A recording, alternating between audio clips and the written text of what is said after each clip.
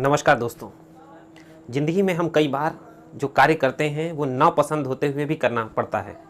कहीं ना कहीं हम इस बात के लिए हिचकते रहते हैं कि कोई बुरा मान जाएगा या किसी ने हमें ज़बरदस्ती एक ऐसा काम दे दिया जिसे हम पसंद नहीं करते हैं, और हम सामाजिक दबाव में या अपनी इस भावना की वजह से कि सामने वाला बुरा ना मान जाए उस कार्य को करने की जिम्मेदारी ले लेते हैं, और फिर हमारे दुखों का सिलसिला शुरू हो जाता है।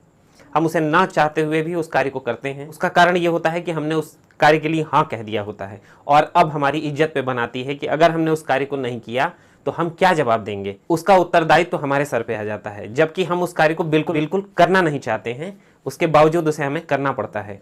तो बहुत सारी चीज़ों के लिए हमें ना कहना भी सीखना चाहिए। इस ना कहने की वजह से हम जिंदगी में कई बार बहुत कष्टों का सामना करते हैं, अपराध बोध का सामना करते हैं।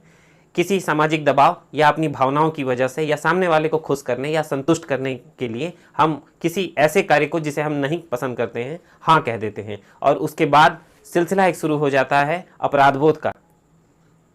हमारा मन और हमारा दिमाग उस कार्य को नहीं करने का कहता है, और चूंकि हमने उस कार्य के लिए हाँ कह दिया होता है वो एक मानसिक दबाव बना देता है, जिसका परिणाम ये होता है कि हम उलझनों से भर जाते हैं। जो हमारी ज़िंदगी सिंपल होनी चाहिए वो फिर हमें एक ऐसे दो राहे पे खड़ा कर देती है जहां हमें समझ में नहीं आता है कि किस रास्ते पे चले। हमारे बहुत सारे दोस्त होते हैं जो आके हमारा टाइम बर्बाद करते हैं, वो अपना टाइम पास करते हैं और हमारा टाइम बर्बाद करते हैं, और हम ना नहीं कह पाते। तो हमें इन सब चीज़ों का बहुत ध्यान रखना चाहिए कि ज़िंदगी में हमारा समय बहुत मूल्यवान है, उसको कोई बर्बाद कर रहा हो तो उसे हमें अनुमति नहीं देनी चाहिए। तो अगर कोई हमारा समय बर्बाद कर रहा हो तो उसे हमें ना कहना चाहिए।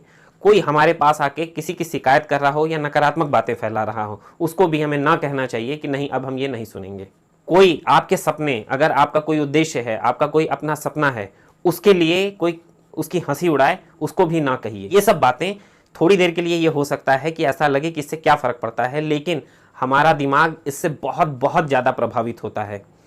तो मूल बात यह है कि हम चीज़ों को ना कहना सीखें, बर्दाश्त करना बंद करें फालतू चीज़ों का, समय बर्बाद करने वाले ऐसे लोगों का जो हमारे अपने पे विश्वास करने में बाधक हों। हमें ऐसे लोगों को भी ना कहना चाहिए जो हमारे आत्मविश्वास को ठेस पहुंचाते हों, हमें अपने आप पे विश्वास करने के लिए अविश्वास पैदा करते हों। इस बात को समझने की ज़रूरत है कि हम सबको खुश नहीं कर सकते, हम सबको संतुष्ट नहीं कर सकते। इसीलिए सबको खुश करने के चक्कर में सबकी बातों का हाँ ना कहें।